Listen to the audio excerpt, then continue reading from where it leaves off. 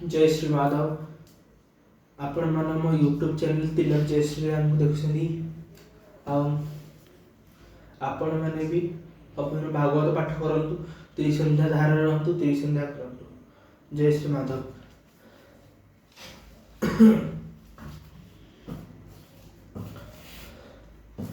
भागवत पढ़े कौन आम लाभ मुझे वीडियो कह सारी रिपीट कर तथापि मुझे आउ थे आपको कहीदे जय श्री माधव। भागवत पढ़े आम आयुष बढ़ो ताने आम दीर्घायु हम दीर्घ आयु आम दीर्घ मैं आयुष दीर्घ हम बहुत अधिक बढ़ भागवत पाठ कले आउ जी सब अजाणत पाप होती आम द्वारा पाप अच्छी महापाप अच्छी महापापर क्षमा नहीं पापर क्षमा अच्छी जी सब पाप होती आम द्वारा भूल रे सब क्षय हम सब पाप आम थय के पापर आम मुक्ति पाइबा के भागवत पाठ कले जो मनुष्य 7 दिन भागवत शुणव कि भागवत पाठ कर सब पाप क्षय जीव ये कथा मु कहूनी दर्पर जुग राजा परीक्षित विषय आप तो यूट्यूब रे देखिथे कि पढ़ी महाभारत पढ़ी ये लिखाई से कथा विषय वर्णना है विचार है सब कुछ जानी मुझे कहूनी भागवत पाठ करूँ। आज आम चतुर्थ स्कंदर अष्टम अध्याय पाठ करवा। विमाता कटुवाक्य ऋषि ध्रुव होइला वनवासी तपे तोषिला भगवान अष्टम अध्याय कथन। मैत्र वाच नारद रुभूषण कादि अरुणी जति से हंसादि ब्रह्मा कुमार एते जणे रहिले उधरे तापणे तांकर गृह वंश नाही अधर्म वंश एबे कही धाता तनय जे अधर्म मृषा ताहार पत्नी नाम तही जन्मिले सुता माया जे दंभर बनिता तांकर पुत्र कन्या बेनी लोभ निकृति काम नाम घेनी तहिरु पुत्र कन्या जात जे क्रोध हिंसा नामे ख्यात तांकर पुत्र कन्या बेनी कଳି दुरुक्ति नाम घेनी भय ओ मृत्यु तहु होई तांकर पुत्र कन्या दुई निरय जात ना एबेनी अधर्म वंश एते घेनी मनु अग्रज वंश एही प्रस्ताव छळे कहिलई एबे कहिबा स्वयं भुव मनुर वंशु जे संभव जे मनु सतरूपा तुले धातार अंगु संभविले विष्णु कलारे जणे जणे पृथ्वी पालिले राजपणे उद्दान पाद राजा सेही तांकर बेनी महादेई सुनीति सुरुचि ए दुई सुरुचि राजांकर स्नेही उत्तम सुरुचिर सुत सुनीति ठारु ध्रुव जात दिनेक सुरुचि कुमार कोले बसाते नुपवर ध्रुव प्रवेश हेला जाई कोଳରେ बसिबा इच्छई राजा करते अनादर सुचुरी भाषे कटुगिर हे ध्रुव राजपुत्र हेउ नुपासन कु योग्य नहु मोर गर्भरे जन्म नाही राज आसन इच्छु काहि अन्य नारीर गर्भे जात बालक न जाणु वृत्तांत अज्ञानी पण पुत्र धरु दुर्लभ अर्थे वांछा करू तपोरे तोषी भगवान मोर उदरे हेबु जन्म ତେବେ ଇଚ୍ଛିବୁ ନୃପାସନ ଏ ଜନ୍ମେ ନୋହୁ ତୁ ଭାବଭାଜନ। ମୈତ୍ରବଚନ ମାତା ସପତ୍ନୀ ଦୁଷ୍ଟବାଣୀ ପ୍ରତ୍ୟକ୍ଷେ ଧ୍ରୁବ କର୍ଣ୍ଣେ ଶୁଣି ହୃଦେ ଭେଦିଲା କିବା କାଣ୍ଡ କି ସର୍ପ ଅଙ୍ଗେ ବାଜେ ଦଣ୍ଡ। ଏ ଛଳ ବାଣୀ ରାଜା ଶୁଣି କିଛି ନ ବୋଲି ହେଲେ ତୁନି ତେଣୁ ବଢିଲା ଧ୍ରୁବ କୋପ ନିଃଶ୍ୱାସ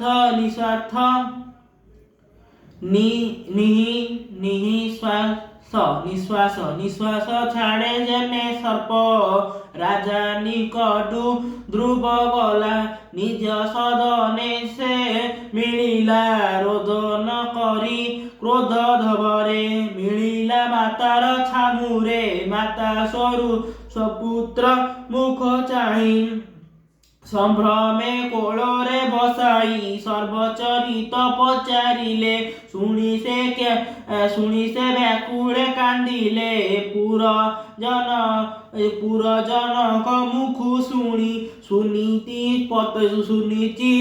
ସପତ୍ନୀର ବାଣୀ ଅତ୍ୟନ୍ତ ବାର୍ଥା ପାଇ ମନେ ପୁତ୍ରକୁ କହେ ସାବଧାନେ ହେ ପୁତ୍ର କର୍ମ ଆଦରିବା ଏ ଦୁଃଖ କାହାକେ କହିବା ପର କଥାକୁ ଅଭିମାନ ଘେନନ୍ତି ନାହିଁ ସାଧୁଜନ। ହେ ପୁତ୍ର ସୁରୁଚି ବଚନ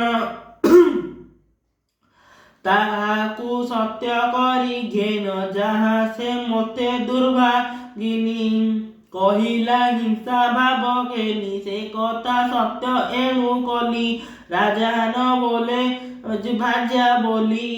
ହେ ବାବୁ ହୃଦୟ ତୋହର ନିର୍ମଳ କରି ବିମର୍ଷର ଛଳ ବଚନ ମୂଳ କରି ଶ୍ରୀହରି ଚରଣେ ସୁମରି।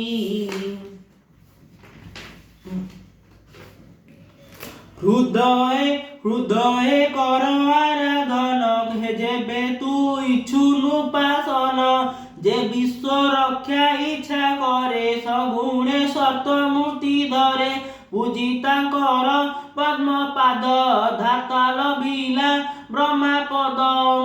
ସେ ଭୃତ୍ୟ ବତ୍ସଳ ପୟର ହେ ପୁତ୍ର ବେଗେ ଆଶ୍ରୟ କର ଯେଣୁ ସେ ଅଭୟ ଚରଣ ଆଶ୍ରୟ କରନ୍ତି ମୁନିଗଣ।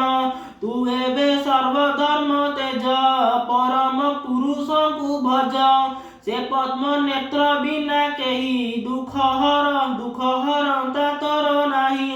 ଜଗତ ବନ୍ଦନୀୟା ନାରୀ ଯେ ଲକ୍ଷ୍ମୀ કરે ପଦ୍ମ ତୋଳି ପଦ କମଳେ ପରିଚାରି ନିତ୍ୟ କରନ୍ତି ନିଉଚ୍ଛାରି।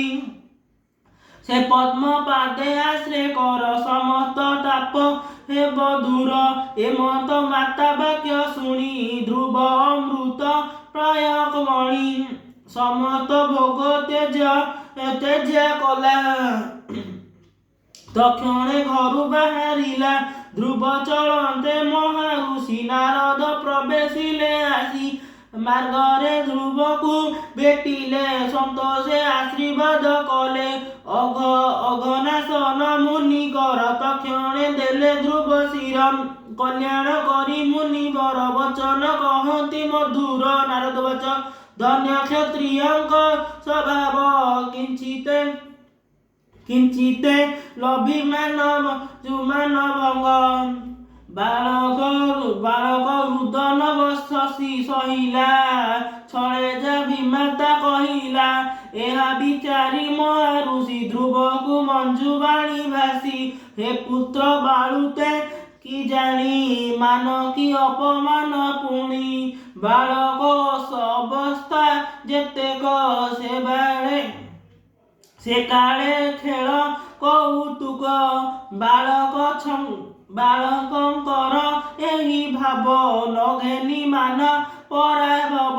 ଈଶ୍ୱର ଲୀଳା ଏ ସଂସାର କର୍ମ ଅଟଇ ମୂଳ ତାର ଅଦୃଷ୍ଟ ଦୁଃଖ ସୁଖ ଦିଏ ଆନେ ଦୁଷିବା ଯୋଗ୍ୟ ନୁହେଁ କର୍ମ ଆଦରି ସହି ଦୁଃଖ କେବେ ହେ ନହିବ ବିମୁଖ। ମାତାର ବାକ୍ୟ ଅନୁମତେ ତୋର ଗମନ ତପ ଅର୍ଥେ ଦୁଃସାଧ୍ୟ ବିଷ୍ଣୁ ଆରାଧନ କଳ୍ପାନ୍ତେ ଫୁଟି ମୁନିଜନ। ଅଦ୍ୟାପି ନ ପାଇଲେ ଅନ୍ତ ତୁ କି ଲଭିବୁ ଜଗନ୍ନାଥ। ଏବେ ନିର୍ବତୀ ଘରେ ଯାଅ ନିଷ୍ଫଳେ ଶ୍ରମ ତୁ ନ ପାଅ। ଚତୁର୍ଥ କାଳ ତୋର ହେଲେ ହରିକି ତପେ ତୋଷ ଭଲେ। ଏବେ ତୁ ଯାଅ ନିଜ ଘର ଆତ୍ମସନ୍ତୋଷେ କର୍ମ କର। ଗୁଣ ଅଧିକେ ମୋଦ ଭାବ ନିକୃଷ୍ଟେ ଅନୁଗ୍ରହୀ ହେବ। ସମାନ ଜନେ ମିତ୍ରପଣ ଏହିଟି ଉତ୍ତମ ଲକ୍ଷଣ। ଏମନ୍ତ ମୁନି ମୁଖୁ ଶୁଣି ଧ୍ରୁବ କହି ଦୈନ୍ୟ ବାଣୀ।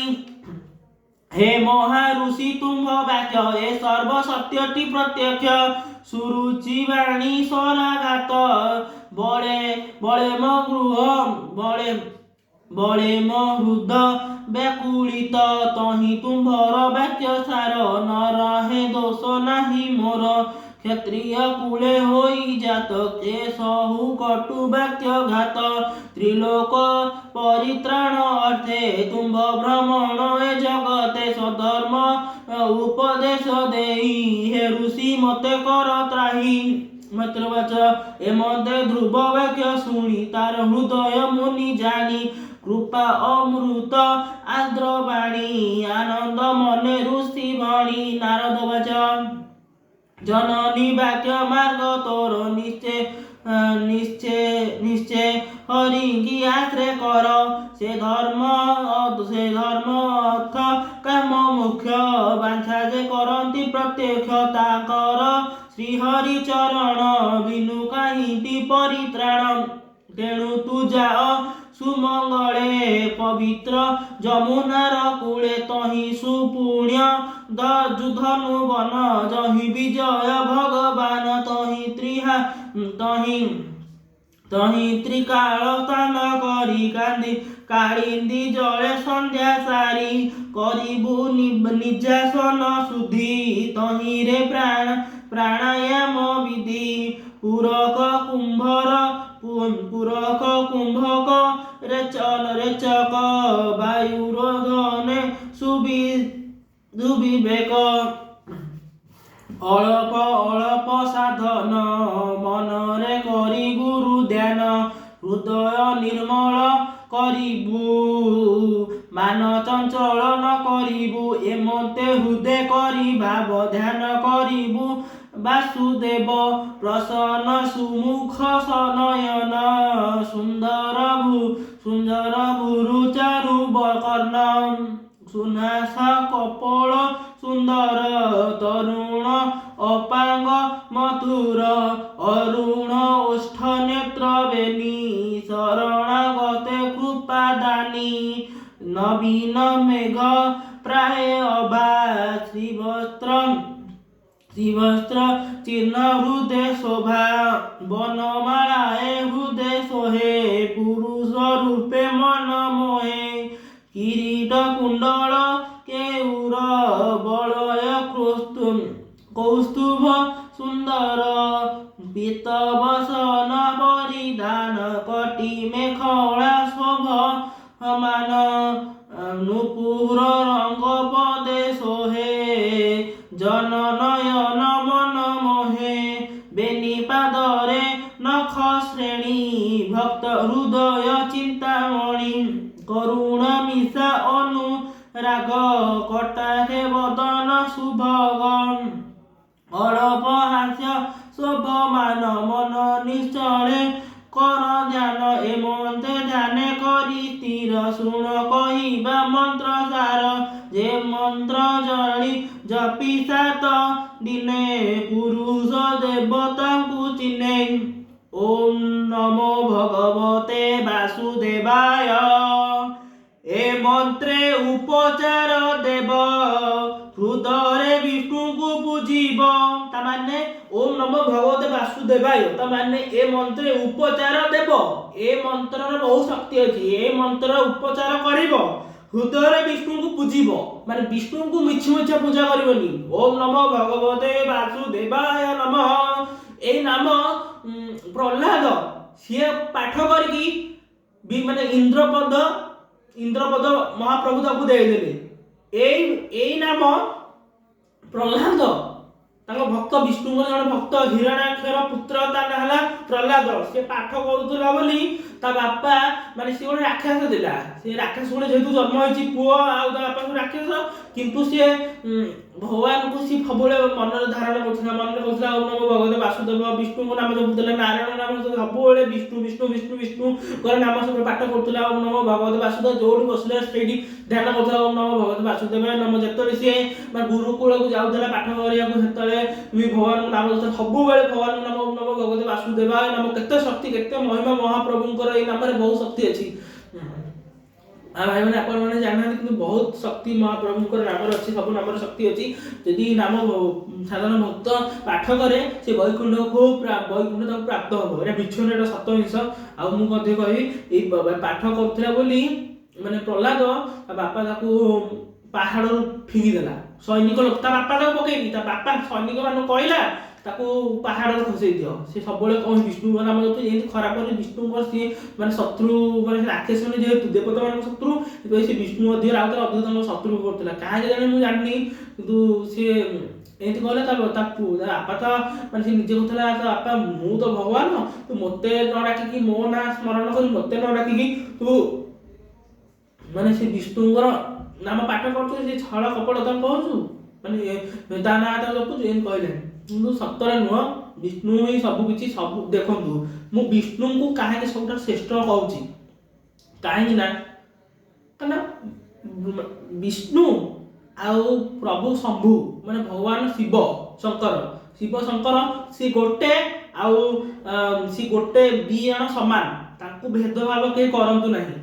କାରଣ ବିଷ୍ଣୁ ଅଲଗା କି ଶିବ ଅଲଗା ନୁହଁ। ବିଷ୍ଣୁ ଶିବ ଗୋଟେ। ଇଏ ଶରୀର ହେଲେ ସେ ପ୍ରାଣ, ସେ ପ୍ରାଣ ହେଲେ ଏଇ ଶରୀର, ସେ ମସ୍ତିଷ୍କ ହେଲେ ଏଇ ଆଖି, ଏମିତି। ଆଉ ବହୁତ କିଛି ତାଙ୍କର ଭେଦଭାବ ଜମା କରନ୍ତୁନି। ସେ ଜଣେ, ସେ ଗୋଟେ। ଯଦି ବିଷ୍ଣୁ ଆଉ ଭଗବାନ ଶିବ ଶଙ୍କର ସେ ଜଣେ, ତାଙ୍କ ନାଭି କମଳ, ବିଷ୍ଣୁଙ୍କ ନାଭି କମଳରୁ କିଏ ବାହାରିଥିଲେ? ବ୍ରହ୍ମା ନା। ଯଦି ସେ ତାଙ୍କ ନାଭି କମଳରୁ ବାହାରିଲେ ତାଙ୍କର କଣ ହେଲେ? ତାଙ୍କ ପୁତ୍ର ନା ନାହିଁ। ଯଦି ଇଏ ପୁଅ ମାନେ ବ୍ରହ୍ମା ତାଙ୍କର ପୁତ୍ର, ତାହେଲେ ତାଙ୍କ ବାପା କିଏ? ବିଷ୍ଣୁ। ଆଉ ବିଷ୍ଣୁ ଶଙ୍କର ଦି ଜଣ ତ ସମାନ, ତାହେଲେ ଶ୍ରେଷ୍ଠ କିଏ ହେଲେ? ଏ ସଂସାରକୁ ଯିଏ ବନେଇଛି ତ୍ରିଦେବ ବନେଇଛନ୍ତି। ତ୍ରିଦେବ ମାନେ ବିଷ୍ଣୁ ଆଉ ଶମ୍ଭୁ ମିଶିକି ଜଣେ, ଆଉ ବ୍ରହ୍ମା ତାଙ୍କ ପୁତ୍ର ବନେଇଛନ୍ତି ମାନେ ତାମାନେ ବ୍ରହ୍ମାଙ୍କୁ ସେ ଉତ୍ପନ୍ନ କଲେ ବିଷ୍ଣୁ, ନହେଲେ ବ୍ରହ୍ମା କଣ ବାହାରିଥାନ୍ତି କି? ଉତ୍ପନ୍ନ କଲେ। କିନ୍ତୁ ଶ୍ରେଷ୍ଠ କିଏ ହେଲେ? ପିତା କିଏ ହେଲେ? ସଂସାରର ପିତା କିଏ ହେଲେ? ସିଏ ହେଲା ବିଷ୍ଣୁ। ଦେବାଦେବୀ, ଏ 33 କୋଟି ଦେବାଦେବୀ ଉତ୍ପନ୍ନ କିଏ କଲେ?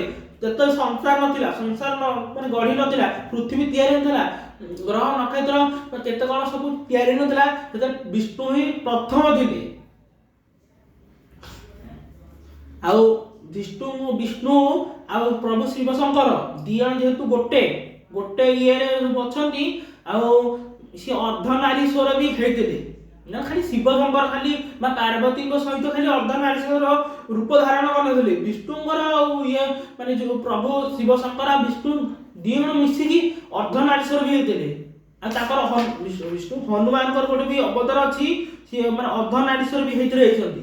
ମାନେ ହନୁମାନଙ୍କ ମାନେ ସେ ଅବତାର ମାନେ ବିଷ୍ଣୁ ଅଛନ୍ତି, ଶିବ ବି ଅଛନ୍ତି, ଆଉ ଗଦା ଧରିଛନ୍ତି। ତାଙ୍କର ହନୁମାନଙ୍କ ତାଙ୍କର ଅଛି ଯୋଉ କହନ୍ତି ଲାଞ୍ଜନା ମୁଁ ପାଠ ଜାଣିନି, କିନ୍ତୁ ଅଛି ମାନେ ତାଙ୍କର ଗୋଟେ ଅବତାର ଗୋଟେ ଥିଲା ହନୁମାନଙ୍କର। କୋଉ ଅବତାରଟା ମୁଁ କହିପାରୁନି, ମନେ ପଡୁନି ତାର ଏ ଅବତାର। କିନ୍ତୁ ଏ ସଂସାରକୁ ତିଆରି କରିଛି କି ସେଟା ବିଷ୍ଣୁ। ସବୁଠାରୁ ଦୁର୍ଲଭ ଜାଗା ହେଲା ବୈକୁଣ୍ଠ ଧାମ। ସ୍ୱର୍ଗ ନୁହେଁ, ସ୍ୱର୍ଗ ମାନେ ପାଖାପାଖି ମଝିଆ, ପୁରା ତଳେ ତ ନର୍କ। ବହୁତ ଲୋକ ଅଛି, ବ୍ରହ୍ମ ଲୋକ ଅଛି, ବିଷ୍ଣୁ ଲୋକ ଅଛି, ଯୋଉଟା ବୈକୁଣ୍ଠ ଧାମ।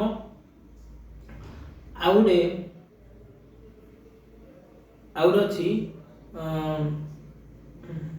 सूर्यलोक आ बहुत लोक अच्छे मैं जानी मु दिने गोटे कथा कहूँ माने विष्णुंकर सबुठारु प्रिय भक्त विषय मैंने कहबी मो भागवत पाठ कर सारे तापर मु आपन कहबी। जय श्रीनाथ। ए मंत्रे उपचार देव सुदरे विष्णु को पूजिब पवित्र जल वन्य फल जो दुर्वा तुलसी वस्त्रमाल जेबे इच्छिब आत्मभाव शिलादि प्रतिमा करिब समर्थ करि निवेदन किंचित शेषे आश्वासदन जे मंत्र मूर्ति भगवान नित्य करिब हृदय ध्यान ए मंत्र काय वाक्य मने हरि पूजन्ते समाधाने से भक्त वत्सल मुरारी प्रसन्न हेबे दईतारी। विष्णु विष्णु होउसंती भक्त वत्सल भक्त में से सब किछि कर परिबे सब किछि त्याग कर परिबे भक्त बेसी पागल त कहंती से भक्त वत्सल मुरारी श्री कृष्ण गोविंद हरे मुरारी हे नाथ नारायण वासुदेव। प्रसन्न है बेदईतारी जेबे इंद्रिय निबारी बीरिब निरते हरि भावे थिब विशुद्ध भाव देखि तार मिलंती ब्रह्मांड ईश्वर ए मत ऋषि उपदेश श्रवणे ध्रुव हेला तो मुनि की करी प्रद क्षीण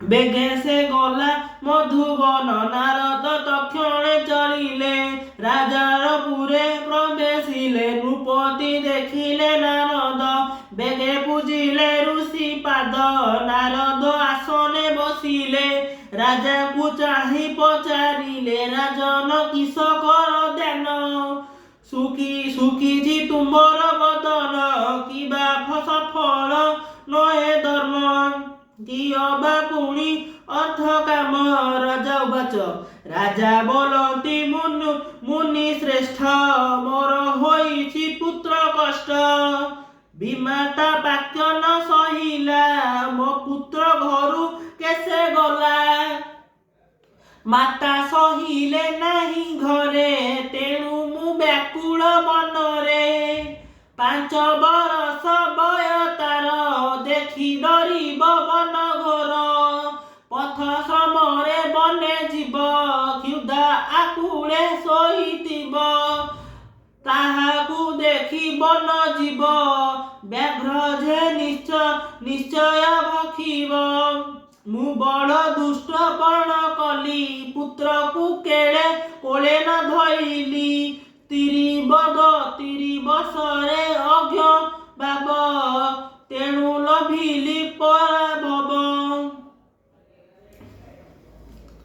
विदुर वाच ध्रुव को नारद भेटिले मार्गरे उपदेश देले माता के मन्ते संगे गला मोते तो संदेह लागिला मैत्र वचन चिंतारे कुमर विच्छेद सुनीति पाई मने खेद आकुळे निज घरे ठाई राजा तहाकु न गणई तेणु बइला घरे नाही एबे राजा कुरुषि कही नारद वाच हे नृप पुत्र गुण सुण ताकु रखिबे नारायण ता जस संसारे पुरीब तुही न जानुत प्रभाव असाध्य तप से करिब लोकपालकु से दुर्लभ करिब ता जस विस्तार निकटे आसिब कुमार। यशि मंत्र वाच एमते देव ऋषि बाणी नृपति सावधाने शुणी ପୁତ୍ର ଚିନ୍ତାରେ ନିମଜ୍ଜିଲେ ନାରଦ ବ୍ରହ୍ମଲୋକେ ଗଲେ। ଧ୍ରୁବ ଯେ ମଧୁବନେ ଗଲେ ତ୍ରିସନ୍ଧ୍ୟା ତପ ଆଚରିଲେ। ଏଇଠି ବି ଲେଖା ହେଇଛି ଧ୍ରୁବ ଯେ ମଧୁବନେ ଗଲେ, ମାନେ ଧ୍ରୁବ ତାଙ୍କୁ ଜାଣିନି, ଧ୍ରୁବ ସିଏ ଗଲେ ମଧୁବନେ ଗଲେ ତ୍ରିସନ୍ଧ୍ୟା ତପ ଆଚରିଲେ। ତ୍ରିସନ୍ଧ୍ୟା ତପ ଆଚରିଲେ ଧ୍ରୁବ। ତ୍ରିସନ୍ଧ୍ୟା ଆଚରଣ ମୁଁ କହିଛି, ତ୍ରିସନ୍ଧ୍ୟାରେ ପ୍ରଭୁଙ୍କର ବିଷ୍ଣୁଙ୍କର 10 ଅବତାର, ଦୁର୍ଗା ମାଧବ ସ୍ତୁତି, 16 ନାମ, ମାଧା ନାମ, ଅନନ୍ତ ଯୁଗ, କଳ୍କି ମହାମନ୍ତ୍ର, ଆଉ ଶେଷରେ ଆମେ ଯୋଉ ତ୍ରିସନ୍ଧ୍ୟା ଯୋଉ ସମାପ୍ତ ଗଲା ପରେ ଆମେ ଯୋଉ ଶେଷ ପରେ ଯୋଉ କହନ୍ତି ତମେ ମାତା ତପିତ ତମେ ମୋ ମହାପ୍ରଭୁଙ୍କ ନାମ ଜପି କହନ୍ତି ତ୍ରିସନ୍ଧ୍ୟା ଧାରା। ତ୍ରିସନ୍ଧ୍ୟା ଧାରା ତିନି ସନ୍ଧ୍ୟା, ତାକୁ ତ୍ରିସନ୍ଧ୍ୟା। ଆଉ ତାକୁ ଆଉ ଗୋଟେ ସନ୍ଧ୍ୟା କହନ୍ତି, ମନେ ତ ପଡୁନି, ହଁ ତ୍ରିକାଳ ସନ୍ଧ୍ୟା। ତ୍ରିସନ୍ଧ୍ୟା ଆଉ ତ୍ରିକାଳ ସନ୍ଧ୍ୟା ଦୁଇଟି ଏକା। ତ୍ରିସନ୍ଧ୍ୟା ତପ ଆଚରିଲେ ଋଷି ବଚନ ଅନୁସାରେ, ମାନେ ଋଷି ବଚନ ଦେଇଥିଲେ ଋଷିଙ୍କ କଥାରେ ସେ ତ୍ରିସନ୍ଧ୍ୟାକୁ ଆପଣେଇଲେ। ମନ ନିବେଶି କୃଷ୍ଣ ଠାରେ ତ୍ରିରାତ୍ର କରି ଉପବାସ,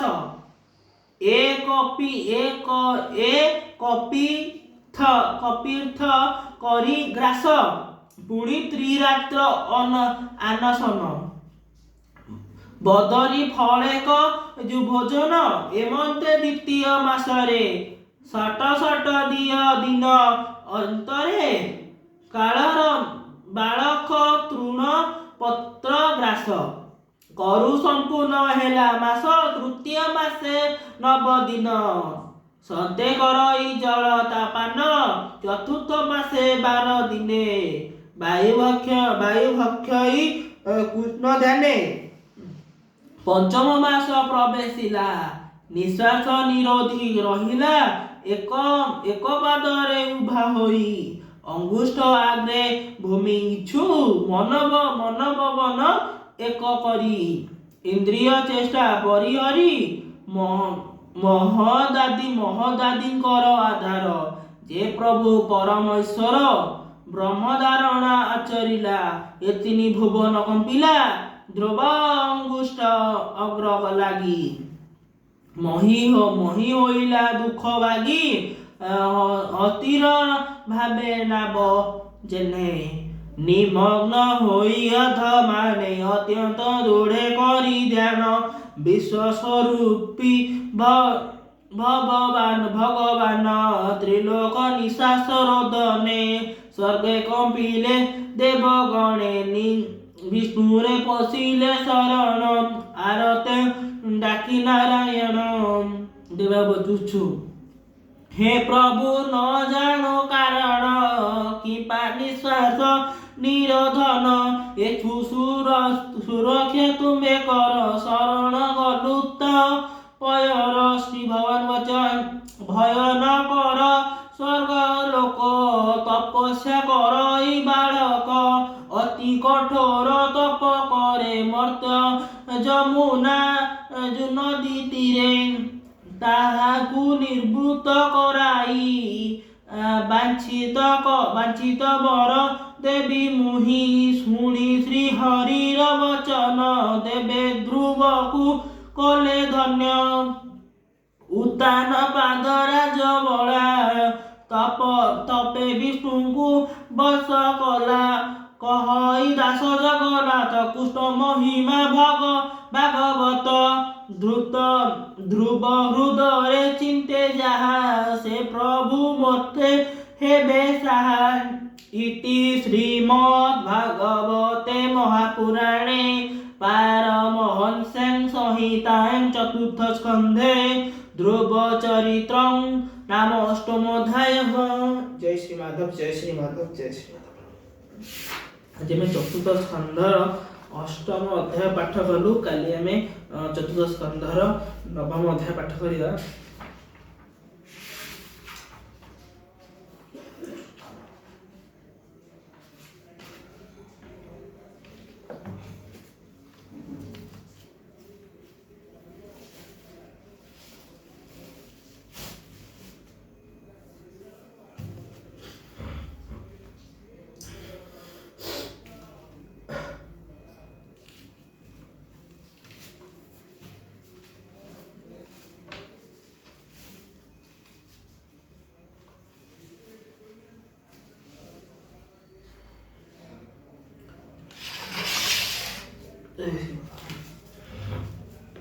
ଜୟ ଶ୍ରୀନାଥ।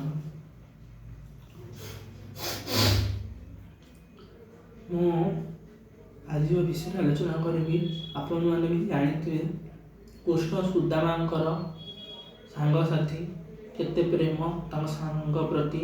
କୃଷ୍ଣ ପାଇଁ ସୁଦାମା କେତେ ପ୍ରେମରେ ପାଗଳ, ଆଉ ସୁଦାମା ପାଇଁ କୃଷ୍ଣ କେତେ ପାଗଳ, ଆଉ ସୁଦାମା କୃଷ୍ଣ ପାଇଁ କେତେ ପାଗଳ, ଆଜି ଏ ବିଷୟରେ କହିବି। ଜୟ ଶ୍ରୀନାଥ। କୃଷ୍ଣ ଆଉ ସୁଦାମା ସେମାନେ ପିଲାବେଳର ସାଙ୍ଗ। ଯେଉଁ ପିଲାବେଳର ସାଙ୍ଗ ସେମାନେ ସଦାବେଳେ ଦୁହେଁ ଦୁହିଁଙ୍କୁ ବହୁତ ଭଲ ପାଆନ୍ତି। ବହୁତ ମାନେ ସାଙ୍ଗସାଥି ବହୁତ ମାନେ ସେ ମାନେ ସାଙ୍ଗସାଥିରେ ବହୁତ ଇଏ ମାନେ ସବୁବେଳେ ମାନେ ସୁଦାମା ଜାଣିଛନ୍ତି ପ୍ରଭୁ ଶ୍ରୀକୃଷ୍ଣ ସିଏ ହେଲେ ଭଗବାନ ବିଷ୍ଣୁଙ୍କର ଅବତାର। ଏଇଥିପାଇଁ ସେ ସଦାବେଳେ ତାଙ୍କ ମୁହଁରେ ସବୁବେଳେ କୃଷ୍ଣଙ୍କର ନାମ ଜପନ୍ତି। ଶ୍ରୀକୃଷ୍ଣ ଶ୍ରୀକୃଷ୍ଣ ଜୟ ଶ୍ରୀକୃଷ୍ଣ ଜୟ ଶ୍ରୀକୃଷ୍ଣ ଜୟ ଶ୍ରୀକୃଷ୍ଣ ଜୟ ଶ୍ରୀକୃଷ୍ଣ। ସବୁ ଯୁଗରେ ପ୍ରଭୁଙ୍କର ଗୋଟେ ଅବତାର ଧାରଣ କରିଛନ୍ତି। ମହାବିଷ୍ଣୁ ଅବତାର ଧାରଣ କରିଛନ୍ତି। ଯେଉଁ ଅବତାରରେ ଯେଉଁ ନାମକୁ ସେ ମାନେ ତାଙ୍କ ନାମ ସେ ମାନେ ଯେଉଁ ଯୁଗରେ ତାଙ୍କର ଯେଉଁ ନାମଟି ପରିଚିତ ସେ ନାମକୁ ସେଇ ଯୁଗରେ ପାଠ କଲେ ବହୁତ ଶକ୍ତି ମିଳେ। ମାନେ ତାଙ୍କଠୁ ଭଗବାନଠୁ ତାଙ୍କ ନାମର ଶକ୍ତି ବହୁତ ଗୁଣରେ ଅଧିକ। ପ୍ରଭୁ ଶ୍ରୀରାମଙ୍କ ନାମଠୁ ମାନେ ତାଙ୍କ ଶକ୍ତି ମାନେ ଦେଖିବାକୁ ଗଲେ ମୁଁ କହୁଛି ମାନେ ପ୍ରଭୁ ଦିନେ ହନୁମାନଜୀ ଦିନେ ପ୍ରଭୁଙ୍କର ନାମ ଜପୁଥିଲେ ଆଉ ସବୁବେଳେ ଜପନ୍ତି ପାଠ କରନ୍ତି। ଦିନେ କ'ଣ ହେଇଛି ଜଣେ ରାଜା ସେ କିଛି ଭୁଲ କରିନାହାନ୍ତି, ଜଣେ ଋଷିଙ୍କର ତପସ୍ୟା ଭଙ୍ଗ ହେଲା ନା କ'ଣ ସେ ତାକୁ କହିଲେ ତାକୁ ମାରିଦେବା ପାଇଁ ମାନେ ମୃତ୍ୟୁଦଣ୍ଡ ଦେବା ପାଇଁ। ବହୁତ ରାଗି ଋଷି ସିଏ ସେଇ ପ୍ରଭୁ ଶ୍ରୀରାମଙ୍କର ଯେଉଁ ନଗର ଅଯୋଧ୍ୟାର ଜଣେ ଋଷି ସେ ତପସ୍ୟା କରୁଥିଲେ। ଏମିତି ହେଲା ବୋଲି କହିଲେ ରାମ ତାଙ୍କୁ ମାନେ ମାରିବା ପାଇଁ ଆଦେଶ ଦେଲେ। ସିଏ କ'ଣ କଲେ ମା ଅଞ୍ଜନା ପାଖକୁ ଦେଲେ। ମା ଅଞ୍ଜନା କଥା ଦେଲେ ମା ଆପଣ ମୋତେ ରକ୍ଷା କରିବେ ମୋତେ ବଚନ ଦିଅନ୍ତୁ। ହଁ କୁହ ମୁଁ ତ ବଚନ ଦେଉଛି ତମ ରକ୍ଷା କରିବି, ମୋ ପଛେ ଯାହା ହେଇଯାଉ ବଚନ ଦେଇଦେଲେ। ତାପରେ କ'ଣ ହେଇଛି ଯେତେବେଳେ ଶୁଣିଲେ ଏ କଥା ସେ ହନୁମାନଜୀଙ୍କୁ ସାଙ୍ଗେ ସାଙ୍ଗେ ଡାକିଲେ। ମା ଅଞ୍ଜନା ଡାକିଲେ କହିଲେ ପୁଅ ମୁଁ ତାଙ୍କୁ କଥା ଦେଇଦେଇଛି ଯାହା ହଉ ପଛେ ପ୍ରଭୁ ଶ୍ରୀରାମ ତାକୁ ମାନେ ମାରିବେ ମାନେ ମୃତ୍ୟୁଦଣ୍ଡ ଦେବେ, ଆଉ ମୁଁ ଯେହେତୁ ତାଙ୍କୁ କଥା ଦେଇଛି ତାଙ୍କ ଜୀବନ ରକ୍ଷା କରିବି ଯାହା ହେଇଯାଉ ପଛେ ତୁ ତାକୁ ରକ୍ଷା କରିବୁ ତୁ ଏମିତି କହିଦେଲେ। ହନୁମାନ କହିଲେ ହଉ ମାତାଙ୍କୁ ଇଏ ତାକୁ କଥା ଦେଲେ କହିଲେ ହଉ ମାତା ମୁଁ ତାଙ୍କୁ ରକ୍ଷା କରିବି ମୋ ପ୍ରତି ଯାହା ହେଇଯାଉ ପଛେ କହିଲେ ପଛେ ମୋ ପ୍ରଭୁ ସହିତ ମୋର ଯାହା ହଉ ମୋ ମାଆଙ୍କର ମୁଁ କଥା ରଖିବି ଯୁଦ୍ଧ ହେଇଯାଉ ପଛେ ହେଲା। ତାପରେ ପ୍ରଭୁ ଶ୍ରୀରାମଙ୍କ ସହିତ ସିଏ କ'ଣ ଯୁଦ୍ଧ କରିବେ କି? କରିବେନି ନା। ସିଏ ତାଙ୍କ ପ୍ରଭୁ ପାଇଁ ସେ ବହୁତ ପାଗଳ। ବହୁତ ହନୁମାନଜୀ ପ୍ରଭୁ ଶ୍ରୀରାମ ପାଇଁ ବହୁତ କିଛି କରିଛନ୍ତି, ବହୁତ କିଛି କାର୍ଯ୍ୟ କରିଛନ୍ତି ମହାପ୍ରଭୁଙ୍କ ପାଇଁ। ବହୁତ କିଛି ଆପଣ ରାମାୟଣ ପାଠ କରିଥିବେ, ରାମାୟଣ ପଢ଼ିଥିବେ, ରାମାୟଣ ଦେଖିଥିବେ। ମୁଁ ଆଉ କ'ଣ କହିବି ଅତ କିଛି କହୁନି। ଦିନେ ଏମିତି ହେଇଛି ତାପରେ ପ୍ରଭୁ ଶ୍ରୀରାମ ଯେତେବେଳେ କହିଲେ ଯାହା ତାକୁ ମାରିବା ପାଇଁ ମାନେ ଯେଉଁ ଋଷି କହିଲେ ଋଷିଙ୍କ ସେ ଆଜ୍ଞା ଭଙ୍ଗ କରିପାରିବେନି କାରଣ ଋଷି ଅଭିଶାପ ଦେଇଦେଲେ ପୁରା ସମ୍ପୂର୍ଣ୍ଣ ଅଯୋଧ୍ୟା ଭସ୍ମ ହେଇଯିବ, ଧ୍ୱଂସ ହେଇଯିବ, ବହୁତ କିଛି ହେଇଯିବ। ତାଙ୍କ ଅଭିଶାପରେ ତ ବହୁତ ଶକ୍ତି ଥିଲା ଋଷିଙ୍କର ଅଭିଶାପରେ ବହୁତ କିଛି କ୍ଷତି ହେଇଯିବ, କେହି ଅଟକେଇ ପାରିବେନି କ୍ଷତିକୁ। ଅଭିଶାପଟା ସମସ୍ତେ ଡରୁଥିଲେ। ଆଉ ସେ ସମୟରେ ଏଇଆ ହେଇଛି। ତାପରେ ପ୍ରଭୁ ଶ୍ରୀରାମ ଯେତେବେଳେ ତାଙ୍କୁ ମାରିବାକୁ ଆଗେଇ ଆସୁଛନ୍ତି ହନୁମାନଜୀ ସାମ୍ନା ଠିଆ ହେଲେ କହିଲେ ନା ପ୍ରଭୁ ମୁଁ ମୋ ମାଆକୁ ବଚନ ଦେଇଦେଇଛି ମୁଁ ମୋ ଜୀବନ ପଛେ ପଳଉ ମୁଁ ମୋ ବଚନକୁ ଭଙ୍ଗ କରିବିନି। ମୋ ମାଆକୁ ମୁଁ ବଚନ ଦେଇଛି ମୁଁ ଆକୁ ରକ୍ଷା କରିପାରୁଛି ମୋର ଯାହା ହେଇଯାଉ ପଛେ। ତାପରେ ହନୁମାନଙ୍କ ଉପରେ ସିଏ ହନୁମାନ କିଛି ଭୁଲ କରିନାହାନ୍ତି। ହନୁମାନଙ୍କ ଉପରେ ଇଏ କାହିଁ ମାନେ ପ୍ରଭୁ ଶ୍ରୀରାମ କାହିଁକି ମାନେ ଶସ୍ତ୍ର ଉଠେଇଲେ ଯେହେତୁ ଋଷିଙ୍କ ଆଜ୍ଞା ଶସ୍ତ୍ର ଉଠେଇବା ପାଇଁ ସେ ବାଧ୍ୟ ହେଲେ। ସିଏ କ'ଣ କଲେ ପ୍ରଭୁ ଶ୍ରୀରାମଙ୍କ ନାମ ଯେତେ ମହିମା ତାଙ୍କଠୁ ତାଙ୍କ ନାମର ବହୁତ ମହିମା ହନୁମାନଜୀ ଜାଣିଛନ୍ତି। ହନୁମାନଜୀ କ'ଣ କଲେ ପ୍ରଭୁ ସହିତ ସେ ଯୁଦ୍ଧ କରିବେନି, ହାତ ଉଠେଇବେନି, କିଛି କରିବେନି, ଆଉ ଗଦା ପ୍ରହାର କିଛି କରିବେନି। ସିଏ ବସିବେ ତାଙ୍କର ପ୍ରଭୁ ଶ୍ରୀରାମଙ୍କ ନାମ ପାଠ କଲେ ରାମ ରାମ ରାମ ପାଠ କଲେ। ପ୍ରଭୁ ଶ୍ରୀରାମ ଶୁଣୁଛନ୍ତି ତାଙ୍କ ନାଁ ପାଠ ତାଙ୍କ ସହିତ ଯୁଦ୍ଧ କରି ଆସୁଛନ୍ତି କିନ୍ତୁ ତାଙ୍କ ନାଁ ଜପୁଛନ୍ତି। ସେ ତାଙ୍କ ଆଖିରୁ ଲୁହ ବହିଯାଉଛି ମାନେ ଏମିତି କରୁଛନ୍ତି ବୋଲି ମହାପ୍ରଭୁ କହୁଛନ୍ତି। ଯେତେବେଳେ ସ୍ଥିର ବାଟ ମାଇଲେ ତୀର ସେଇଠି ରହିଗଲା, ମାନେ ତୀର ତାଙ୍କ ରହିଗଲା, ଗୋଟେ ତୀର ଧ୍ୱଂସ ହୋଇଗଲା, ନଷ୍ଟ ହୋଇଗଲା। ମାନେ ପ୍ରଭୁ ଶ୍ରୀରାମଙ୍କର ଯେଉଁ ଅମୋଘ ତାକୁ କୁହନ୍ତି ବହୁତ ଶକ୍ତିଶାଳୀ ଅମୋଘ ବାଣକୁ ମାନେ ପ୍ରଭୁ ଶ୍ରୀରାମଙ୍କ ନାଁ, 2 ଅକ୍ଷର ନାଁ ମାନେ ଧ୍ୱଂସ କରିଦେଲା। ମାନେ ତାଙ୍କ ନାଁ ଯେ ଜପିବ ପ୍ରଭୁ ଶ୍ରୀରାମ ବି ତାର କିଛି କରିପାରିବେନି। ସଂସାରରେ ଯେତିକି ଶକ୍ତି ପ୍ରଭୁ ଶ୍ରୀରାମଙ୍କ ନାଁରେ ସେ ହାର ମାନିବ, ଯେଉଁ ଶକ୍ତି ହବ ସେ ନାଁ ହିଁ, ସେ ଯୁଗରେ ଏତେ ଶକ୍ତି ଥିଲା ପ୍ରଭୁ ଶ୍ରୀରାମଙ୍କ ନାମରେ। ଯୁଗ ଅନୁସାରେ ନାମର ଶକ୍ତି ଥାଏ। ପ୍ରଭୁ ଶ୍ରୀରାମଙ୍କର ଯେତେବେଳେ ଏତେ ହେଲା, ତାପରେ ସବୁ ଋଷି ନିଜେ ମନା କରିଦେଲେ, ହଉ ତମ ଶକ୍ତିଠୁ ତମ ନାଁ ବି ବହୁତ କିଛି। ଆଜି ସେ ଜାଣିଲେ, ଋଷି ବି ଜାଣିଲେ, ଆଉ ସେ ମନା କରିଦେଲେ, ହଁ ତାକୁ ଇଏ କରନ୍ତୁନି ଇଏକୁ, ତାପରେ ରକ୍ଷା ହେଲା ତାଙ୍କର, ଏମିତି ହେଲା। ତାପରେ ପ୍ରଭୁ ଶ୍ରୀରାମଙ୍କ ନାମର ମହିମା ତ ଆପଣ ଜାଣିଥିବେ ବହୁତ କିଛି। ତାପରେ ଦ୍ୱାପର ଯୁଗ ଆସିଲା, ତ୍ରେତା ଗଲା, ଦ୍ୱାପର ଯୁଗ ଆସିଲା। ଦ୍ୱାପର ଯୁଗରେ ପ୍ରଭୁ ଶ୍ରୀରାମଙ୍କର ନାଁ ମାନେ ଶକ୍ତି, କିନ୍ତୁ ଶକ୍ତି ସବୁ ଯୁଗରେ ପ୍ରଭୁଙ୍କ ନାଁ ଶକ୍ତି, କିନ୍ତୁ ଅଧିକ ଶକ୍ତି ସେଇ ଯୁଗରେ। ତାପରେ ପ୍ରଭୁ ଶ୍ରୀକୃଷ୍ଣ ଜନ୍ମ ହେଲେ, ଶ୍ରୀକୃଷ୍ଣଙ୍କ ନାମରେ ଏଇ ଯୁଗରେ ଶକ୍ତି ବହୁତ କିଛି। ପ୍ରଭୁ ଶ୍ରୀକୃଷ୍ଣଙ୍କର ନାଁ ଥିଲା, ବହୁତ ଲୋକ, ବହୁତ ପାପୀମାନେ ପ୍ରଭୁ ଶ୍ରୀକୃଷ୍ଣଙ୍କ ନାମରେ ବି ପାର ପାଇଗଲେ, ମାନେ ସିଏ ମୁକ୍ତି ପାଇଗଲେ, ଏମିତି ଗଲା। ତାପରେ ଦିନେ କହିଛି, ମୁଁ ଏଠି ଜାଣିଛି ପ୍ରଭୁ ଶ୍ରୀକୃଷ୍ଣ ଆଉ ସୁଦାମା ଦୁହେଁ ବନ୍ଧୁ। ସେ ଗୁରୁକୁଳ ଆଶ୍ରମରେ ପାଠ କରୁଥିଲେ, ତାଙ୍କର ଶେଷ ଦିନ ଥିଲା ଗୁରୁକୁଳରେ, ଶେଷ ଦିନ ଥିଲା ନା କ'ଣ, ସେ ଯେତେବେଳେ ଆଶ୍ରମକୁ ଛାଡ଼ିଲେ, ସେଇଦିନ କହିଛି ଗୋଟେ ଚୋରଟେ, ଗୋଟେ ଋଷି ତପସ୍ୟା କରୁଥିଲେ, ଯେଉଁ ବୁଟ ଯେଉଁ ଖାଆନ୍ତି ମ ବୁଟ, ସେ ବୁଟ ଥୋଇଥିଲେ ଖାଇବେ ବୋଲି ତପସ୍ୟା କରୁଥିଲେ। ଗୋଟେ ଚୋର ହଳଦିଆ ସ୍ୱର୍ଣ୍ଣ ଭାବିକି ଋଷିରେ ଚୋରି କରିକି ପଳେଇଲେ, ପଳେଇଲେ। ବାଟରେ ଦେଖିଲେ ଏଇଟା ବୁଟ ସୁନା ନୁହଁ ବୋଲି କହିଲେ, ସେ ଆଶ୍ରମ ଏବାର ପକେଇଦେଲେ, ଆଉ ପାଖାପାଖି ପକେଇଦେଲେ ପାଖରେ। ଆଉ ଗୁରୁମା କହିଲେ କି ଗୋଟେ ବୁଟ ପକେଇଛି, ଯାଏ ମୁଁ ଆଶ୍ରମର ପିଲାମାନଙ୍କୁ ଦେଇଦିଏ। ସେ ଆଶ୍ରମକୁ ନେଲେ, ଯେତେବେଳେ ପିଲାମାନେ ସବୁ ତ କାମ କରୁଛନ୍ତି, ସଫାସଫି କରୁଛନ୍ତି, କେତେବେଳେ ଗୁରୁକୁଳରେ କାମ କରୁଥିଲେ। ଯେତେବେଳେ ଲାଷ୍ଟ ଦିନ ତାଙ୍କ ଥିଲା, ସେ ପ୍ରଭୁ ଶ୍ରୀକୃଷ୍ଣଙ୍କର ସୁଦାମା ଯେତେବେଳେ ସେ ଯାଉଥିଲେ ଆଶ୍ରମକୁ ଛାଡ଼ି, ଠିକ୍ ଲାଷ୍ଟ ଟାଇମ୍ ବି କହିଲେ, ବାଟରେ ତମକୁ ଭୋକ ହବ, ନିଅ ବୁଟ ଚଣା ନିଅ, ଖାଇଦେବ ବାଟରେ 2 ଜଣ ନେଲେ।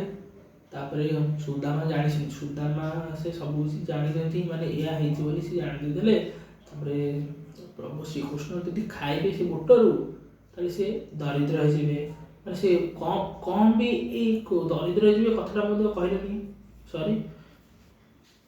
ସେ ଋଷି ଏତେ ଜାଣିଲେ, ତାଙ୍କର ବୁଟକୁ କି ନେଇଯାଇଛି କି ଇଏ କରିଛି, ଅଭିଶାପ ଦେଲେ, ଏ ବୁଟ ମୋର ଭୋକ ହେଉଛି ମୋତେ, କିଏ ନେଇଯାଇଛି, ମୁଁ ତପସ୍ୟା କରିକି ମାନେ ସ୍ନାନ କରି ଖାଇଥାନ୍ତି, ମୋର ନେଇଗଲା, ଚୋରି ହେଇଗଲା। ମୁଁ ଅଭିଶାପ ଦେଉଛି, ଯିଏ ସେ ବୁଟକୁ ଖାଇବ ସେ ଦରିଦ୍ର, ଭିକାରୀ ପୁରା ତଳକୁ ପଳେଇବ, ତାକୁ ମାନେ ଏମିତି ଖାଇବାକୁ ବି ଭଲ 3 ମୁଠେ ମାନେ ଖାଇବାକୁ ମିଳିବନି, କିନ୍ତୁ ଅଭିଶାପ ଦେଇଦେଲେ, ବଡ଼ ଅଭିଶାପ ଦେଲେ। ସେ ଜାଣିଥିଲେ ଏଇଆ ହେଇଛି ବୋଲି, ସେ ନିଜେ ଚାହିଁଲେ ତାଙ୍କର ମିତ୍ରର କିଛି ମାନେ କ୍ଷତି ହଉ, ସେ ଦରିଦ୍ର ହୁଅନ୍ତୁ ନାହିଁ, ଆଉ ସେମିତି ମାନେ ଏମିତି ହୁଅନ୍ତୁ ନାହିଁ, ତାଙ୍କର ମାନେ ସେ ଭଲ ରହନ୍ତୁ, ଇଏ ହୁଅନ୍ତୁ। ସେ ଜାଣିଥିଲେ ବୋଲି ଦିନେ ଗଲା, ବହୁତ ଜୋର ବର୍ଷା ହେଲା। ସେ କ'ଣ କଲେ, ଗୋଟେ ଗଛ ଉପରେ ସେ ଚଢ଼ିଗଲେ, ଗୋଟେ ଭଲ ଜାଗାରେ ରହିଗଲେ, ଗଛ ଉପରେ ଚଢ଼ିଗଲେ। ମାନେ ବର୍ଷା ଚାଲିଲା ପରେ କାଳେ ବାଘ ଭାଲୁ, ମାନେ ଜଙ୍ଗଲ ଏରିଆଟା କାଳେ ଆକ୍ରମଣ କରିବ, ଆଜି ରାତିରେ ରହିଯିବେ, କାଲି ସକାଳେ ଚାଲିଯିବେ ଆଉ।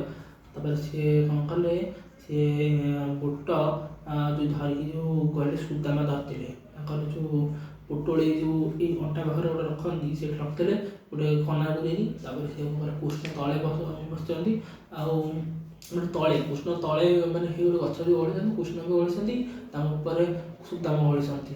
କୃଷ୍ଣକୁ ମାନେ ସୁଦାମା ଗୋଟେ ବୁଟ ଖାଉଛନ୍ତି, ଆଉ ଶୁଭୁଛି ସାଉଣ୍ଡ କ'ଣ ଖାଉଛନ୍ତି ବୋଲି। ତାପରେ ସେ କୃଷ୍ଣ କହିଲେ, ମୋତେ ଦିଅ ବୁଟ, ମୁଁ ଖାଇଦେଲି, ବାଟରେ ଖାଇଦେଲି, ତମେ ଗୋଟେ ଖାଇଦେଲି, ମୋତେ ଭୋକ ହେଇଗଲା, ଆଉ ତ କହିଛନ୍ତି ନା, ମୋ ମନେ ନାହିଁ ତମ କଥା, ଏମିତି କଥା କହିଲି। କୃଷ୍ଣ ଜାଣିଦେଲେ ଏହା ହେଇଛି ବୋଲି, କୃଷ୍ଣ କିଛି କହିଲେନି। ତାପରେ ପରବର୍ତ୍ତୀ ସମୟରେ କୃଷ୍ଣ ସବୁ ଜାଣିଥିଲେ। ପରବର୍ତ୍ତୀ ସମୟରେ ଯେତେବେଳେ ସୁଦାମା ଯେତେବେଳେ ସବୁ ଗରିବ ହେଇଗଲେ, ବହୁତ ମାନେ ବ୍ରାହ୍ମଣ, ଗରିବ ବ୍ରାହ୍ମଣ, ମାନେ ତାଙ୍କର ଖାଇବା 2 ମୁଠେ ତାଙ୍କ ପରିବାରକୁ ଖାଇବା ଯେତେବେଳେ ଦେଇପାରୁନଥିଲେ, ବହୁତ ଅସୁବିଧା ହେଉଥିଲେ, ମାନେ କୃଷ୍ଣ ପାଖକୁ କିଛି ସାହାଯ୍ୟ ପାଇଁ ସେ ତାଙ୍କ ଯେତେବେଳେ ଗଲେ, ବହୁତ ତାଙ୍କ ତ ଖରାପ ଜିନିଷ ହେଲା। ସେ କ'ଣ ହେଲା, ବାଟରେ ଯେତେବେଳେ ଯାଉଥିଲେ, ସେ ସମୟରେ କିଛି ସେଇଠିକାର ମାନେ ଲୋକ ମାନେ ପାଖାପାଖି ଲୋକ ମାନେ ବୁଲାଚଲା କରୁଛନ୍ତି ଯେଉଁମାନେ ସେମାନେ କହିଲେ ତୁ କୁଆଡ଼େ ଯାଉଛ? ବ୍ରାହ୍ମଣଙ୍କୁ ପ୍ରଣାମ କଲି। କହିଲେ ଭିକାରୀ ବ୍ରାହ୍ମଣ ଯେ କୁଆଡ଼େ ଯାଉଛନ୍ତି? ଆସିକି କହିଲେ ମୁଁ କୃଷ୍ଣଙ୍କ ପୁରୀ ଯାଉଛି। କ'ଣ ପାଇଁ? କୃଷ୍ଣ ମୋର ବା ସଖା। ହସିଲେ। ତମ ଭଳିଆ କହିଲେ ଭିକାରୀ ସିଏ କେଉଁ ମାନେ ମାନେ ସିଏ ରାଜା ମାନେ ଦ୍ୱାରିକାଧୀଶ ବା ଦ୍ୱାରିକାର ରାଜା ଆଉ ସିଏ ତମର ପୁଣି ପିଲାବେଳର ସାଙ୍ଗ। ହସିକି ମଜା ଇଏ କଲେ ଆଉ ତାପରେ ତାଙ୍କୁ ଭଲ ଲାଗିଲାନି ସେ ଆଉ କୃଷ୍ଣଙ୍କର ଏମିତି କହୁଛନ୍ତି ବୋଲି ତାଙ୍କୁ ଭଲ ଲାଗିଲା। ତାଙ୍କ ପ୍ରଭୁଙ୍କ ନାଁରେ ସେ କହିଲେ ତାଙ୍କୁ ବହୁତ କଷ୍ଟ ହୁଏ। ଯେତେବେଳେ ସେ କହିଲେ ସେ ଗଲେ ତାପରେ ଆଗକୁ ପଳେଇଲେ। ତାପରେ ଆଶ୍ରମ ସେ ଯେଉଁ ପ୍ରଭୁ ଶ୍ରୀକୃଷ୍ଣଙ୍କର ଦ୍ୱାରିକା ବହୁତ ଯେତେବେଳେ ସେ ଜାଗା ପହଞ୍ଚିଲେ ମାନେ ବହୁତ ଗୁଡ଼ିଏ ଶ୍ରେଣୀ କଥା ଅଟକେଇଲେ କୁଆଡ଼େ ଯାଉଛ ଭିତରକୁ ଯାଇ ହେବନି। ଶ୍ରୀକୃଷ୍ଣ କହିନାହାନ୍ତି ଏପର୍ଯ୍ୟନ୍ତ କହିନାହାନ୍ତି ଏପର୍ଯ୍ୟନ୍ତ ତୁମେ ଯାଇପାରିବନି। ସେ କହିଲେ ମୋ ପ୍ରଭୁ ଶ୍ରୀକୃଷ୍ଣଙ୍କର ପିଲାବେଳ ସାଙ୍ଗ ତାଙ୍କୁ କହିଦିଅନ୍ତୁ ସୁଦାମ ଆସିଛନ୍ତି ବୋଲି। କହିଲେ ହଉ ତାହେଲେ ଆମେ କହିଦେଇକି ଆସୁଛୁ ଏଇ ତ ଭିତରେ ତମେ ଯାଇପାରିବନି। ତାପରେ କୃଷ୍ଣଙ୍କୁ ଯେତେବେଳେ ସେ କହିବାକୁ ଗଲେ ବହୁତ ବଡ଼ ତାଙ୍କର କୃଷ୍ଣଙ୍କର ନଗରୀ ବଡ଼ ମହଲ ଭିତରକୁ ଗଲା ବହୁତ ସମୟ ଲାଗିବ। ସେ ଯାଉଛନ୍ତି ଆଉ କୃଷ୍ଣ ତାଙ୍କର ରାଣୀଙ୍କ ସହିତ ବସି ସେଠି କଥାବାର୍ତ୍ତା ହେଉଛନ୍ତି। ଆଉ ସେ ବହୁତ ସମୟ ଲେଟ୍ ହେଲା। ତାପରେ ସେମାନେ ଯେଉଁମାନେ ତାଙ୍କୁ ମଜା ନେଇଥିଲେ ଥଟ୍ଟା କରୁଥିଲେ ଖସି ଯାଉଥିଲେ ହସୁଥିଲେ ସେମାନେ ପୁଣି ହାଜିର ହେଲେ କହିଲେ ଇଏ ଯାଇନି ସତସତିଆରେ କ'ଣ ପାଗଳ ବ୍ରାହ୍ମଣ ନା କ'ଣ? ପୁଣି ପଳେଇଲା କୃଷ୍ଣଙ୍କର ନଗରୀ ଦ୍ୱାରିକାକୁ ପଳେଇଛି। ଆମକୁ ତ ଯାହା କହିଲା ହେଲା ସତସତିଆ ଭିତରକୁ ପଳଉଛି ବିନା ସତସତିଆ ଠିଆ ହେଇଛି। ତାପରେ ସେ ହସିଲା ଜୋର ହସିଲା ଏ କୃଷ୍ଣଙ୍କର କାଳେ ଇଏ। ତାପରେ ସବୁ ସେନାପତି ମାନେ ହସିଲେ ବହୁତ କଷ୍ଟ ହେଲା। ବହୁତ ପିଲା କୃଷ୍ଣ ମୋତେ ଭୁଲିଗଲେଣି। ଆଉ ମୁଁ କହିଲି ମାନେ ତାଙ୍କୁ ମୁଁ ତାଙ୍କର ଯେଉଁ ପିଲାବେଳ ସାଙ୍ଗ ବୋଲି ମାନେ ସୁଦାମା ମୁଁ ତାହା ଭୁଲିଗଲେଣି ଆଉ ମୋତେ ମନେ ରଖିନାହାନ୍ତି ସେଥିପାଇଁ ସେ ଆସୁନାହାନ୍ତି। ବହୁତ ଦୁଃଖ ହେଲା ବହୁତ କଷ୍ଟ ହେଲା। ଏତେ ବାଟ ଚାଲି ଚାଲି ଆସିଛନ୍ତି ଗୋଡ଼ରେ କଣ୍ଟା ଫଣ୍ଟା ଫୁଟି ଯାଇଛି ଗୋଡ଼ ଅବସ୍ଥା ନାହିଁ। ଆଉ ସେ ତାପରେ ଯେତେବେଳେ ମାନେ ଅଧା ବାଟ ଗଲେ ଫେରି ଯାଉଥିଲେ ବହୁତ ପୁଣି ଆହୁରି ହସିକି କାଳେ ପ୍ରଭୁ ଶ୍ରୀକୃଷ୍ଣଙ୍କର ପିଲାବେଳ ସେମାନେ କହିକି ତାଙ୍କ ଭିତରେ ହସିଲେ ବହୁତ କଷ୍ଟ ହେଲା ଯାଉଥିଲେ। ତାପରେ କ'ଣ ହେଲା ଶ୍ରୀକୃଷ୍ଣଙ୍କ ପାଖକୁ କଥା ହେଲା ସୁଦାମା ମାନେ ପାଗଳ ପରି ଧାଇଁ ଗଲେ। ମାନେ ତାଙ୍କର ମାନେ ପାଦର ଯେଉଁ ପିନ୍ଧିଥିଲେ ଯେଉଁ ସେତେବେଳେ ସମୟର ଯେଉଁ କ'ଣ କୁହନ୍ତି ମାନେ ଯେଉଁ କଠୋର ନା କ'ଣ ହେଲା ଗୋଟେ ଥାଏ ସେଟା ପଡ଼ିଗଲା। ତାଙ୍କ ମୋତି ମାଣିକ ଲୁଗା ଫୁଗା ସବୁ ତାଙ୍କର ମାନେ ତାଙ୍କ ଖସିଗଲା ମାନେ ଯାହା ପିନ୍ଧିଥିଲେ ବସ୍ତ୍ର ସବୁ ଗୋଟେ ଖସି ଖସି ଅର୍ଥ ନଙ୍ଗଳ ହେଇଗଲେ। କୃଷ୍ଣ ତାଙ୍କ ଭକ୍ତ ପାଇଁ ମାନେ ତାଙ୍କର ସଖା ପାଇଁ ଏତେ ସେ ପାଗଳ ଧାଇଁ ଗଲେ। ସେଥି ଭିତରେ ସବୁ ଆଶ୍ଚର୍ଯ୍ୟ ହେଇଗଲେ ସବୁ ସେଇଠିର ଯେଉଁ ଲୋକ ତାଙ୍କୁ ମଜା କରିଥିଲେ ତାଙ୍କୁ ଏତେ ଖରାପ କଥା କହିଥିଲେ। ଆଉ ସେଠିକାର ଲୋକଗୁଡ଼ା ବି ଆଶ୍ଚର୍ଯ୍ୟ ହେଇଗଲେ ସୈନିକମାନେ ଆଶ୍ଚର୍ଯ୍ୟ ହେଲେ କୃଷ୍ଣ ଏମିତି ଧାଉଛନ୍ତି ଯେମିତି। ତାପରେ ଯେତେବେଳେ ତାଙ୍କୁ କୋଳରେ ନେଲେ ସବୁ ଆଶ୍ଚର୍ଯ୍ୟ ହେଇଗଲେ ସେ ସତରେ ବୋଧେ। ତାପରେ ସେ କହିଲେ କୁଆଡ଼େ ଯାଉଛ ସୁଦାମା ମୋତେ ମୋଠୁ ମୁଁ ଶୁଣିଲି ତ ତମକୁ ଧାଇଁଲି ମୁଁ ତ ମନେ କରୁଛି ତମେ ଏଇଠୁ ମୋ ଇଏରୁ ଫେରି ଯାଉଛ ମୋ ଭିତରକୁ ଆସିବନି ତମେ। ତମେ ବହୁତ ଲେଟ୍ କରିଦେଲ ମୁଁ ସେଇଥିପାଇଁ ମୋତେ ଭଲ ଲାଗିଲା ମୁଁ ପଳେଇଲି ମୋ ବହୁତ କଷ୍ଟ ହେଲା ଇଏ ହେଲା ମୋତେ ତମେ ଭୁଲି ଯାଇଥିବ କାଳେ ଏତେ ବର୍ଷ ହେଲା ତମକୁ ମୁଁ ଭୁଲିପାରିଲି ତମକୁ ମୋ ପିଲାବେଳ ସାଙ୍ଗ ଏମିତି ବହୁତ କଥା କହିଲେ କାନ୍ଦି ପକେଇଲେ ଦୁହେଁ। ତାକୁ ନେଲେ ମହଲ ଭିତରକୁ। ତାପରେ କୃଷ୍ଣ ତାଙ୍କର ପାଦକୁ ମାନେ ପାଣିରେ ଧୋଇଦେଲେ ତାଙ୍କ ସବୁ କଣ୍ଟା ଫଣ୍ଟା ଫୁଟିଥିଲା ସବୁ କଣ୍ଟାକୁ ବାହାର କରିଦେଲେ ବହୁତ ତାଙ୍କୁ କଷ୍ଟ ହେଉଥିଲା। ତାକୁ ରଖିଲେ ଭଲ ଖାଇଦେଲେ ଖାଇବା ଦେଲେ ଇଏ କଲେ ତାର ଭଲ କଥାବାର୍ତ୍ତା ହେଲେ ବହୁତ ସମୟ ହେଲା ବହୁତ କିଛି କଥା ହେଲା। ତା ପରବର୍ତ୍ତୀ ସମୟରେ ମାଆଙ୍କ ସହିତ ବି କଥା ହେଉଥିଲେ ମାଆଙ୍କୁ ସବୁ କହିଲେ କୃଷ୍ଣ ବିଷୟରେ। ତାପରେ ମାଆ ଯେତେବେଳେ ସେ ବହୁତ ଦିନ ଗଲା ବହୁତ ଦିନ ପରେ ଏମିତି କହିଲେ ମୋ ପାଇଁ ସେ କେତେ କଷ୍ଟ କରିଛନ୍ତି ମାନେ ମୁଁ କାଳେ ଗରିବ ହେଇଯିବି ମୁଁ କାଳେ ହେଇଯିବି ସେ ଜାଣିଛନ୍ତି କାଳେ ହେଇଯିବି ସେ ନିଜେ ଖାଇକି ନିଜେ ଗରିବ ମାନେ ହେଇଗଲି ଅସହାୟ ହେଇଗଲି ତାଙ୍କ ପରିବାରକୁ ଖାଇବା ଯୋଗାଇ ପାରିଲିନି 3 ଟାଇମ୍ ଖାଇ ପାରୁନାହାନ୍ତି। ମୋ ପାଇଁ ସେ କେତେ କଷ୍ଟ ହେଲେ ଏତେ ବର୍ଷ ଏତେ ମାନେ କଷ୍ଟରେ ଅଛନ୍ତି ମୋ ପାଇଁ ଖାସ୍ କରିକି ଏତେ ବର୍ଷ ସହୁଛନ୍ତି ସେ ମହାନ କହିକି। ଆଉ ମାଆ ଲକ୍ଷ୍ମୀଙ୍କୁ କହିଲେ ଯାହା ତାଙ୍କ ମାନେ ସେ ଆଦେଶ ଦେଲେ। ତାପରେ ମାଆ ଲକ୍ଷ୍ମୀ ତାଙ୍କ ଉପରେ କୃପା କଲେ ତାଙ୍କର ଘର ଫର ବାଡ଼ି ସବୁ ହେଇଗଲା। ତାପରେ କହିଲା ମୋତେ ଆଜି ସୁଦାମା କ'ଣ ଦେଲେ ଖାଇବାକୁ, ମା ଲକ୍ଷ୍ମୀ ଜାଣିଥିଲେ କାଳେ ଖାଇଲେ ମାନେ ସୁଦାମା ମାନେ ବହୁତ ଧନୀ ହେଇଯିବେ, ଆଉ କୃଷ୍ଣଙ୍କର ମାନେ ଧନୀ ହେଇଯିବେ, ତା ସହିତ ସୁଦାମା ମାନେ ସ୍ୱର୍ଗରେ ଇଏ ହେଇଯିବେ, ସ୍ୱର୍ଗ ନା ବୈକୁଣ୍ଠ କୋଉଠି ଗୋଟେ ପ୍ରାପ୍ତ ହେଇଯିବ ମୁଁ ଜାଣିଛି, ମୋ ସାଙ୍ଗ ଜଣେ କହୁଥିଲି ସିଏ। ଆଉ ଏମିତି କହୁଛି ଖାଇଦେଲେ ଜାଣି ସେ ମୋ ପାଇଁ ସେ ଏତେ କଷ୍ଟ କରୁଛନ୍ତି, ମୁଁ ଖାଇବିନି, ମୁଁ ଖାଇ ପଛେ ଧନୀ ହୁଅନ୍ତୁ ଇଏ ହୁଅନ୍ତୁ ସବୁ କିଛି ତାଙ୍କର ହଉ, ଖାଇଦେଲେ ତାପରେ ସେ ସ୍ୱର୍ଗରେ ମାନେ ରାଜା ହେଇଗଲେ, ସ୍ୱର୍ଗରେ ମାନେ ତାଙ୍କର ପ୍ରାପ୍ତ ତାଙ୍କୁ ହେଇଗଲା, ସ୍ୱର୍ଗରେ ସେ ଇନ୍ଦ୍ର ପରି ସେ ବି ଇଏ ହେଲେ। ଆଉ ଏମିତି ମୋ ସାଙ୍ଗ କହୁଥିଲା, ସତ ନା ମିଛ ମୁଁ ଜାଣିନି ହେଲା। ତାପରେ ସୁଦାମାର ଗୋଟେ ହେଇଗଲା ଯେମିତି ସୁଦାମା ଧାମ ନା କ'ଣ ଗୋଟେ ହେଇଗଲା, ମାନେ ସୁଦାମାଙ୍କର ଗୋଟେ ମାନେ ଜାଗା ହେଇଗଲା, ସୁଦାମା ମାନେ ସେ ଯେଉଁ ହେଇଠୁ ସେ ମୃତ୍ୟୁ ସମୟରେ ଯିଏ ଯିବ ସୁଦାମାଙ୍କୁ ସେଠି ପାଇବ, ମାନେ ସୁଦାମା ସେଠି ଅଛନ୍ତି କାଳେ କହୁଛନ୍ତି, ମାନେ ତାଙ୍କର ଗୋଟେ ସୁଦାମା ଲୋକ ଗୋଟେ ଅଛି, ମୁଁ ତ ଜାଣିନି ଏମିତି ମୋ ସାଙ୍ଗ କହୁଥିଲା, ସତ କି ନା ବିଶ୍ୱାସ କରୁନି। ଆଉ କ'ଣ କହିବି, ଆଉ ଭାଗବତ ପାଠ କରନ୍ତୁ, ତ୍ରିସନ୍ଧ୍ୟା ଧାରାରେ ରୁହନ୍ତୁ, ଏତିକି କଥା ମନେ ରଖନ୍ତୁ। ଏ ଶ୍ରୀ ତ୍ରିସନ୍ଧ୍ୟା ଧାରା ପାଳନ କରିକି ନାରଦ ମହାମୁନି ସେ ସାଧାରଣ ମନୁଷ୍ୟରୁ ଭଗବାନ ବ୍ରହ୍ମାଙ୍କର ମାନସ ପୁତ୍ର ହୋଇଗଲେ, ମାନସ ପୁତ୍ର ମାନେ ତ୍ରିସନ୍ଧ୍ୟା ଧାରା ପାଳନ କରିକି ତାଙ୍କର ବହୁତ ଜନ୍ମ ହେଇଛି, କିନ୍ତୁ ସେ ତାଙ୍କ ମାନସ ପୁତ୍ର ହେଇଗଲେ, ମାନେ ତାଙ୍କ ପୁଅ ହେଇଗଲେ, ମାନେ ଦେବତା ହେଇଗଲେ। ଏଇ ତ୍ରିସନ୍ଧ୍ୟା ଧାରା ସାଧାରଣ ମନୁଷ୍ୟରୁ ତାକୁ ଦେବତାରେ ପରିଣତ କରିଦିଏ, ଦେବତା ଭଳିଆ ଶକ୍ତି ବି ତାକୁ ମିଳେ। ତ୍ରିସନ୍ଧ୍ୟା ଧାରାରେ ଯିଏ ପାଳନ କରିବ, ରହିବ, ଭାଗବତ ପାଠ କରିବ, ଦେବତା ହେଇଯିବ ସିଏ, ମିଛ ନୁହଁ, ଦେବତା ଭଳିଆ ଶକ୍ତି ଆସିବ, ଦେବତା ହେଇଯିବ, ମିଛ କହୁନି ମୁଁ, ଭଗବାନଙ୍କୁ ନେଇ କହୁଛି, ମିଛ କହୁନି। ତ୍ରିସନ୍ଧ୍ୟା ଧାରାରେ ବହୁତ ଶକ୍ତି ଅଛି। ତ୍ରିସନ୍ଧ୍ୟା ଧାରାରେ ପ୍ରଭୁଙ୍କର 10 ଅବତାର ଶ୍ଲୋକ, 16 ନାମ, ଦୁର୍ଗା ମାଧବ ସ୍ତୁତି, ଅନନ୍ତ କଳ୍କି ମନ୍ତ୍ର, ମାଧବ ନାମ, ବହୁ ଶକ୍ତି କରନ୍ତୁ, ଜାଣିପାରିବେ। ଜୟ ଶ୍ରୀ ମାଧବ।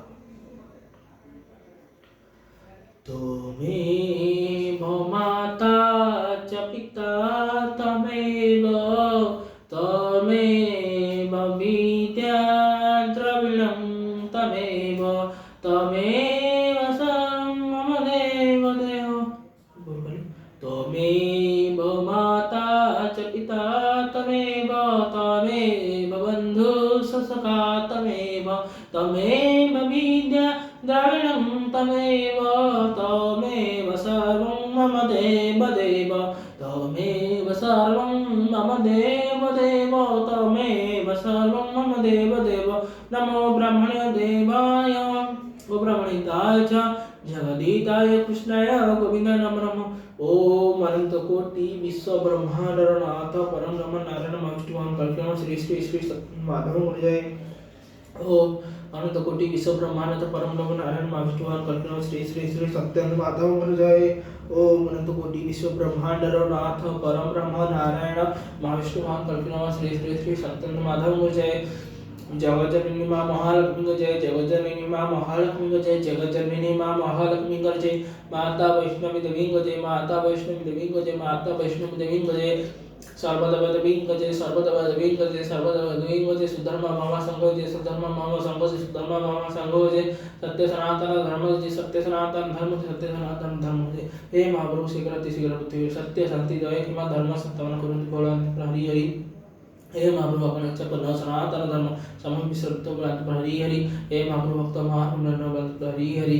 हे महाप्रभु शीघ्र अति शीघ्र पृथ्वी सत्य शांति दया धर्मर संस्थापन करंतु हरि हरि। आपण पृथ्वीर समस्त जीवजंतुଙ୍କର कल्याण हो।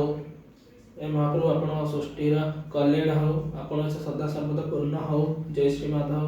पृथ्वी कଳି कलुषରୁ लोक उद्धार करंतु, धर्म शीघ्र संस्थापन करंतु, शीघ्र धर्म संस्थापन करंतु महाप्रभु आपण सदा सर्वदा पूर्ण हो। जय श्री माधव, जय श्री माधव, जय श्री माधव। बोलो आनंद बोलो हरि हरि हरि हरि हरि हरि। जय श्री माधव, जय श्री माधव, जय श्री माधव, जय श्री माधव। प्रभु माधवଙ୍କର नाम ए जुगरे बहुत पवित्र, बहुत शक्तिशाली। जय श्री माधव, जय श्री माधव, जय श्री विष्णु, जय श्री माधव। जय श्री नारायण, जय श्री राम, जय श्री कृष्ण, जय श्री बलदेव, जय श्री माता, जय माँ वैष्णवी देवी, जय माँ महालक्ष्मी, 33 कोटि देवादेवी को जय, जय श्री माता, जय श्री देवदेव ब्रह्मदेव, माता भवानी, प्रभु शंकर भगवान का प्रणाम, जय श्री माता, जय श्री माता।